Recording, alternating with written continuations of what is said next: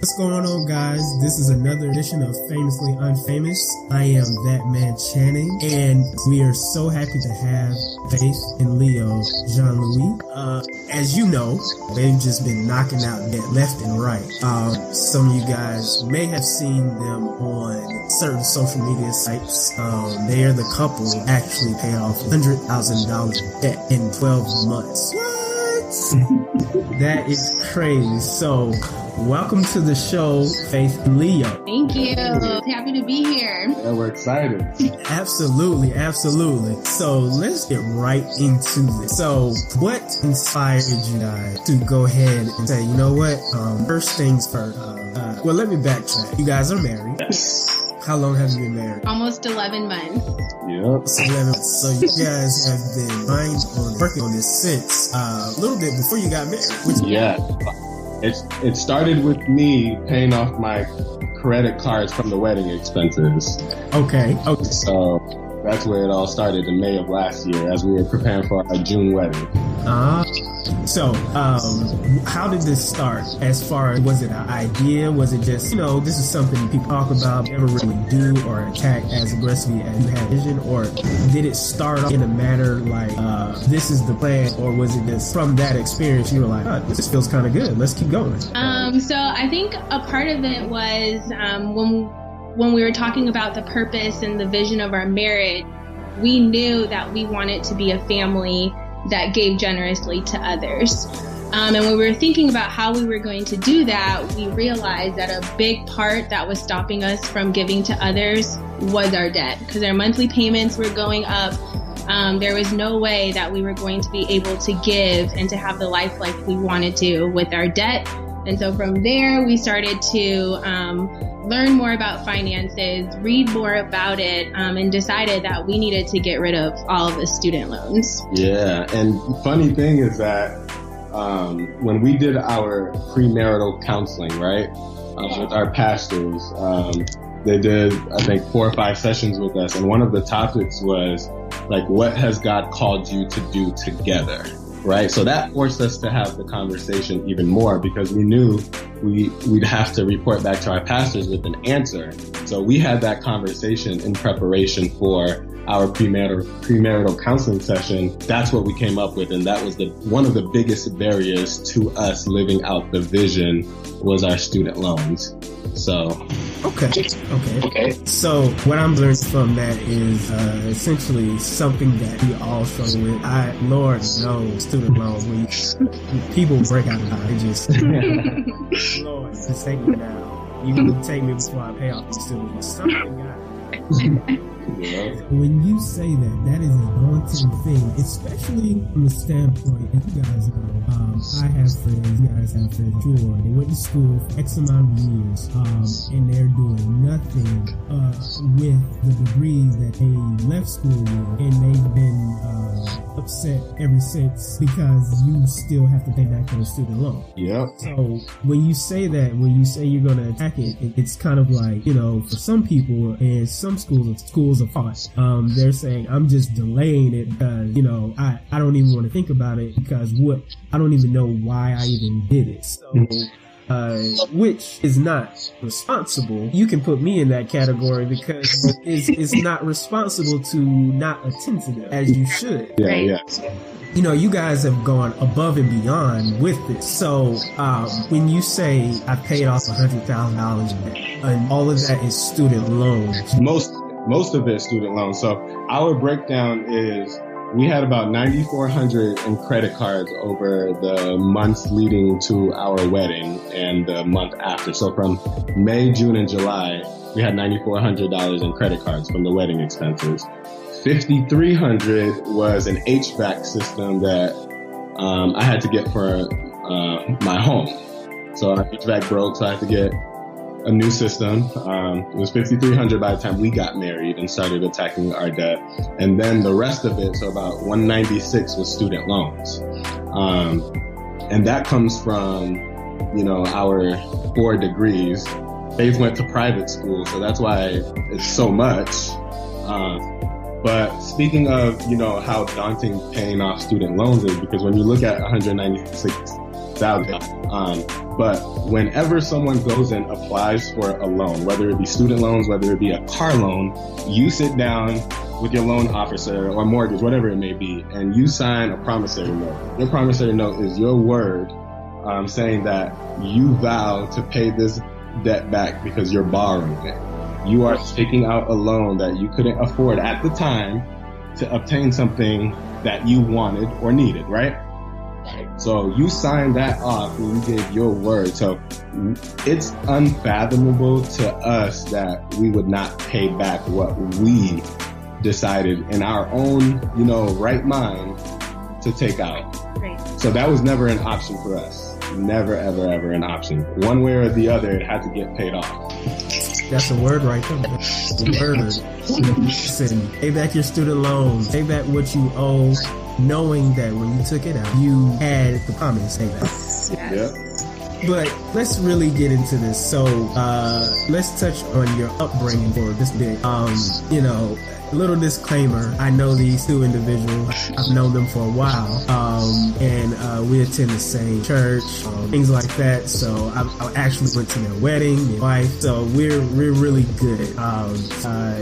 We have a good understanding of background. But for people that don't know, how was your background in the sense of how this thinking correlated when you grew up? As obviously people can go to social media, they can see that you are African American. Yep. This isn't really unfortunately a strong point for us in our background because we were only taught as much as our predecessors taught. Exactly. They only gave us what they could give, which has a lot of times had us behind the 8 ball. From growing up, it had nothing to do with how much you've learned when you're an adult, but obviously growing up. How does this conversation contribute or integrate with how you grew up? Yeah, great question. So I grew up as an only child to Haitian parents. So my mom actually lives in Haiti right now, and my work ethic comes directly from my mom. So the hardest worker I know is my mom. She has worked 6 days a week for as young as I was in elementary school. I've seen her work 6 days a week, and still till this day, she's working 6 days a week. That's Monday through Saturday. At 60 years old, she's working 6 days a week. So that's where I get my work ethic from. But at the same time, in her line of business, and it might be a function of where she lives, she had to borrow debt in order to run her business, and continues to borrow debt in order to run her business, although at a lower scale. So I've seen the amount of stress that my mom has, dealt with over the years and how much of an impact that can have on somebody's life. And that's one part that I did not want for my family. So that forced me to take a look at my situation and be like, hey, I can take this part of my mom's life, the work ethic, right? Because if my mom can do it at 60, I can do it at 30. You know what I'm saying? But how do I take the debt part out of it? Like, what do I do about my debt so that I'm not 60 and being stressed out about debt? So that's kind of like my background. Okay, all right. That's an important thing. Figuring out how to work and work profitably. Doing what you need to do, but with not that much stress. With the stress going out of the equation, and a large part of the stress in the financial world is, and obviously we know that debt makes the economy go down. Not in debt, and it doesn't work. We still try to. Yeah, and like you said, when a wise person once told me, when you know better, you can do better. Now that we are where we are right now, young professionals, right? And all of your listeners, like, if you know better, do something different. Take what was good from what your parents taught you or your uncle, whoever taught you. But now that you have more information or have more access to more information, like, do better, attack that early. I'd rather be poor and young than be old and poor. You get what I'm saying? I'd rather be poor right now when I have, God willing, 30 more years to live than be, 50, 60, poor and struggling because I made the wrong decisions early on. Right. And I mean, funny thing is, me and my wife was talking about this the other night, really about student loans that we had. And maybe it was 2 weeks, I can't remember. But we were really just looking at it and we were saying, okay, if for some reason, God forbid, he or I, or both of us pass away, what does that debt look like to our children? We found out that with student loans, federal loans are wiped out due to you being seized. Private loans passed on to the kid. That really struck a chord with me. I was like, wow, because like you, Faith, my wife, she went to private school as well. That's some expensive wives now.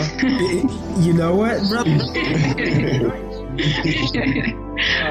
But yeah, she went to private school, so yeah, that opened my eyes to something I did. So now, like you said, I have the education, I have the knowledge on me to do something about it, because no one's wise to know how many more years. We would like to say how many more years we have. Realistically, we are actually powerless to know definitive. So why not work on it now while you're on? But the same question to you, Faith, how was your mind centered around this conversation about finances, etc., growing up? I had no mindset, honestly, about finances growing up. My parents did really well for themselves. And so I got everything that I ever wanted and everything that I ever needed, and had the mindset that things just come to you and you don't have to work for it. And I mean, that's great and all, but now that here I am with a ton of student loans, because I didn't think about this when I was applying for schools, I thought that growing up, I thought that in order to go to school, having student loan debt was normal. And so I didn't factor in the cost of schooling. I didn't look at any scholarships. I was just like, oh, okay, well, I'll just call Sally Mae for my student loans. And that's exactly what I did. That's the trap. Yes. Sally Mae got the trap. Yes. And so now I have learned that is not the way to go. And this is the first time that I've actually had to work hard in my life, honestly. I mean, yeah, we all come from different, like you said, you grew up Leo in Haiti, and obviously we know he is not well off tree. And typically people have a strong work ethic in the islands. And obviously, Faith, for you grew up, and parents, we are a product of the baby boomer generation, the generation after the baby boomers, actually. And because they grew up in a very hard environment, they made sure that when we grew up, we had more than what they had. Of course, yeah. That led into the millennial generation where, that helped us, but that hurt us. But, you just want to make sure, now that I'm a parent, I can honestly say I get it. I grew up for my kids. Now, I have an understanding, as I believe we all now, with the amount of student loans out there. Actually, we probably need to talk more aggressively to our children from an early age about that. And make it wise choice versus buying them a lot of things with our finances. That is key. Every generation grows and gets wiser. How were those two different lines? How did you guys get together for that central vision? And how did it work? Was it just a seamless, okay, let's do it? Or was there some friction to say, you know what? I don't think it takes all that. Everybody got debt. So, just as long as we got enough to pay our bill, but we're good and we can kind of do the bare minimum, things like that. How did that conversation was going to come together to get the results that you have? Yeah, good question. The Bible says, how can two walk together unless they both agree? So we were forced to have those kind of conversations. Like, it was a fact that we both had student loans, given our education. So I remember, Faith, this is when we were courting, right? This young lady had, tell them the story. You had so much. I'll tell the story. Oh my God. So what happened is I took out a lot of money from Sally Mae. All right. So I took out enough money to pay for my tuition and more money for me to just have in my bank account for spending money, but a lot more than what I needed. So I thought I was balling with like $8,000 of Sally Mae's money chilling in my bank account. Like I really thought I was doing something with that money. And so Leo saw that and he asked me about this money, where I got it from and all of this. Yeah, because she wasn't really working at the time. So I'm like, where's she getting this money from? Like, what's happening? Like, where? Where? And he made me give it back. He made me give it back to Sally Mae because of that. Yeah, when I tell you $8,000, like, you know how when you get that student refund check? You know, you thought it was a refund. Everybody waiting for that refund. Yeah, but when I got older, technically it's not really a refund. You borrowed that money and you're paying interest on top of it until you pay it back, right? So I knew better, since I was, a few years out of school already and already paying back my student loans. I'm like, you have to give this back. This is going to cost you a lot more. This is going to affect our marriage, matter of fact, because this $8,000 plus this interest is going to go into our family debt. And I don't want that. So we need to address it ASAP. Man, that's a very key point. A lot of times people get into relationships. Well, two things. People get into relationships, they automatically bring with everything that they own, good and bad. Yeah. But when we're talking about marriage, going down that route, what you did prior to getting married, next marriage. Yeah. So if you went to school for something that you really didn't believe in, you went to school for something that, well, this is just something to do, and you racked up a lot of debt, that impacts not only you, but your spouse, things like that. But as you started walking this line, now, what, if you don't mind me asking, what did you guys go to school for? Yeah, that's fine. So I actually have 2 bachelor's degrees. The first one is because I thought that I wanted to go to medical school. So I got a Bachelor of Science in Biochemistry from Beloit College, which is in Wisconsin. And then I changed my mind and decided that I wanted to do nursing. So then I had to get a bachelor's degree in nursing as well. And I got that from Emory in Atlanta. And my ultimate goal was to be a pediatric nurse practitioner. And so I also had to get a master's in nursing, and I also got that from Emory. And so that's what I do today. So I was one of those people who did not really know what he wanted to do when he was in college. First couple years of college, I was just skating, barely getting, a 2.5 until some sense got knocked into me. I wanted to do kinesiology, but I did not have the grades to get into that program, right? So I'm looking at, the options with my counselor, and the easiest thing to me was psychology. So I ended up going with the psychology degree. So going back to those people who don't, give it thought prior to, I was one of those people. So I graduated barely with that 3.0 with a psych degree, trying to figure out my life and what I was going to do after school, after I graduated, and couldn't really find a job. So I started looking into, hey, psych isn't going to do it. It isn't going to cut it with just a bachelor's degree. You need to go and figure out something else to do. So that led me to going to school for occupational therapy. And I went to school for that, got my graduate degree, and that's what I currently do now. Okay. Gotcha. Well, that is a big plus. And a lot of times when people go to school, they go to school for specific purposes. And obviously, like you said, people kind of fall into what they're doing and they don't really know. What advice would you give to people if they were in that same boat? Because a lot of people say, instead of spending money on 4-year university, if you don't know what you're doing, why spend that money in the first 2 years on a university versus going to a smaller school or community college or something like that? What would you say to that if you found somebody who was in the same boat? Yeah, very, very good question. So one thing that I will say, and I used to hate this back in the day when, my peers would say, school's not for everyone.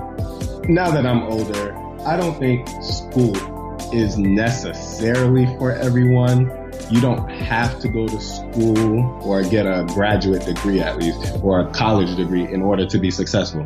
There have been people to do it without one, right? But those numbers are small. Those are facts. Those numbers are small, right? So don't bank on that. However, if you do not know what you want to do yet, try going to a community college first. Get your prerequisites there first for the 2 years as you actively try to figure out what it is that you want to do, whether it be through internships or summer jobs. Like, you know, I worked as a carpet installer, like handyman or like helper, like in the summers. Like, I mean, that's not what I ended up doing, but that gave me exposure to it at least. So I would probably encourage people to, if school is the route for you, go to a community college. Those first 2 years, you will significantly cut down on your expenses. Stay in state if you can, and don't go out of state. You know, shop around, you know. I don't think everyone buys the first thing that they see, like in general, like whatever the case may be. Like, shop around for schools. You know, there are plenty of universities that offer a major that you're interested in. One example that I have is that when I was doing my shadowing for occupational therapy, there were 2 schools in Boston, right? There was Tufts University that cost $80,000 per year. And then there was this other smaller school 2 hours away from where I lived that was about 50-ish thousand, right? I spoke to my clinical instructor and she said, hey, as long as the school prepares you to take your boards and pass them, go with that school. Don't go for the, you know, top of the line school. That conversation right there allowed me to save $30,000 of tuition that I probably would still be paying right now had I gone to the more expensive, more popular school for my graduate degree. So having those kind of conversations early on would save you a lot. Trade school is also another one. You don't have to go to college. Go to trade school. Be an electrician or a plumber, mechanic. Yeah. Like, that was actually going to lead into my next question, which was the fact that right now, those specific job trades are very high in demand or in need. Yep. And essentially, there's like a backstop of people with 4-year degrees, but there's so many jobs needed. Trade fields, they're empty. I believe the last report I saw said something like 80% jobs remain unfilled because they can't find anyone who need, because no one is willing to, like you said, go to trade school. But those jobs net amazing incomes, salaries rather, that people don't even realize they do, because they're looked at as manual labor. So, you know, that's definitely something that anyone out there that listens to this might think, you know, maybe, you know, you might say, never in my wildest dreams would I be able to get off $100,000 debt. But maybe it's because you might need to take a broader look at your options to see that maybe, you know, if I'm a welder bringing down, you know, $80,000 a year, it's actually a little bit more doable. Yeah. Trade schools typically, on average, aren't as much as universities. Exactly. So those are the things that people, you know, can look into. Like you said, you're in your situation where you really don't know what you want to do, and you feel like you said, college isn't for everybody, but some form of education for everybody. Yes, exactly. So let's get into the meat of this. 12 months. Yeah. Yes. 12 months. Take us step by step through that process, or let's break it down into bite size. So, as those 12 months are forming from the beginning, what or who influenced you to educate, or who helped you along the way as this happened? Or did you just say, okay, here's the magical budget? Because I believe you said you live on one income, and that, you know, things like that. You took a lot of drastic changes. 90 hours working. How did that flow? Was that something you two sat down, or were you listening to other influences? How did that? Yeah, so we got back from our honeymoon in July. I think by then I had already paid off the May credit card and probably the June credit card before we left for our honeymoon. So July we paid off the credit card amount that was left over. And then right when we got back, I think it was either the day after or the day of, we went to sit down. We had our first official meeting with our financial planner, right? So we knew that something, we need to get our life in order. We need to have somebody with expertise in this area to look at our finances and see, like, what exactly do we need to do with the goals that we have. She didn't talk about paying off the debt as much that first meeting, right? Probably the next month, I think it was August, she said, hey, how do you guys feel about taking half of your savings and paying off student loans? Talking about this, all our wedding money, all of this money that we saved so we can have a good cushion when we first got started. Yeah, so that's how it all started. So we started by cutting we had $20,000 in our savings. So we cut that in half and put that towards student loans right away. And that's when we knew it was real. Mm-hmm. I also think one thing that's been helpful is Dave Ramsey as well. So he has a podcast for those that don't know, which I highly, highly, highly recommend reading his book, like The Total Money Makeover, or listening to his podcast. And from there, he talks about all these different ways that you can get out of debt, basically, is the biggest part of it. And so many people that had a lot of debt like us were getting out of it. And he talks about the importance of financial freedom to be able to buy whatever you want, whenever you want to, or to be able to give to other people. And we knew that that's what we wanted. So we had a lot of student loans. But once again, going back to the purpose of our marriage, which was to give generously, we had to figure out how we were going to pay off these student loans, that we were able to do that. And I think a big part of it was Dave Ramsey, listening to his podcast every single day.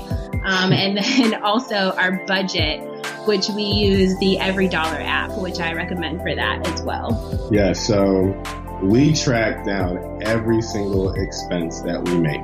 And we do it manually. So there's an option on Every Dollar where you can pay, and if you swipe your card, it'll register. We can't afford that right now, right?